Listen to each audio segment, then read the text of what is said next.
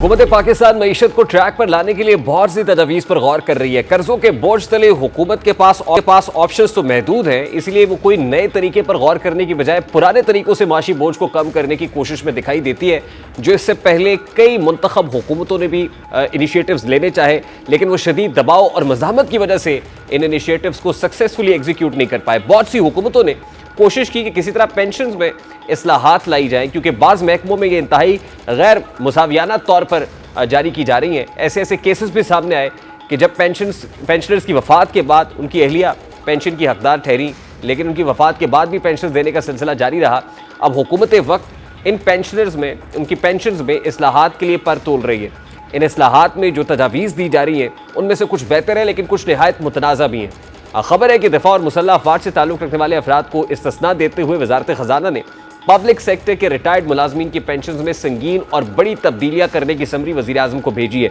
जिसके तहत सिफारिश की गई है कि पेंशन के मौजूदा फार्मूले, जिसके तहत पेंशन किसी मुलाजिम की हासिल करदा आखिरी तनख्वाह के मुताबिक जमा की जाती है, उसकी पूरी 3 साल की तनख्वाहों की बुनियाद पर इकट्ठी की जाए। इसने कम्युनिकेशन के फार्मूले में अदायगी के लिए रिटायरमेंट के वक्त इकट्ठी रकम देने के हवाले से भी तब्दीलियाँ तजवीज़ की हैं और कहा है कि मौजूदा फार्मूले के तहत जहाँ 35% रकम रिटायरमेंट के वक्त यकमुश्त और 65% बाद के बरसों में माहाना साथ की सूरत में दी जाती है, इसकी बजाय 25% रिटायरमेंट के वक्त और 75% बाद के बरसों में माहाना एक साथ पर देने की तजवीज़ है।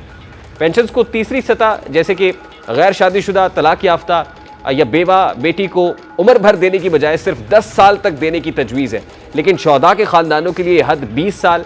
और उनके ख़ानदान के माजूर अफराद के लिए और शौहदा की बेटियों के लिए ताहयात जारी रहेगी। तजवीज़ के मुताबिक मुस्तकबिल में पेंशन में इजाफा CPI इंडेक्स के हिसाब से हुआ करेगा, जो कि गुज़श्ता 3 साल के दौरान 80% था, लेकिन यह इजाफा ज़्यादा से ज़्यादा 10% हो सकेगा। अफरात ज़र की शरह 10% से ज़ायद होने की सूरत में हुकूमत खुसूसी तौर पर एक एडहॉक इजाफा तजवीज़ कर सकती है, जो अफरात ज़र मामूल पर आने के साथ ही ख़त्म कर दिया जाएगा। उम्र की मुद्दत पूरी होने से पहले रिटायरमेंट लेने की हौसला शिकनी की जाएगी और रिटायर होने वाले पर कम से कम 3% और ज़्यादा से ज़्यादा 10% तक का जुर्माना आयद किया जाएगा। ये समरी, जिसका नाम पेंशन इस्लाहात रखा गया है, वज़ीर आज़म को गुज़श्ता PDM की हुकूमत के दौरान भिजवाई गई थी, जिसमें कहा गया था कि मुलाजिम को सिर्फ एक पेंशन का इस्तेहकाक होगा, ताहम मुलाजिम को यह हक होगा कि वो ज़्यादा रकम वाली पेंशन का इंतखाब कर ले और दीगर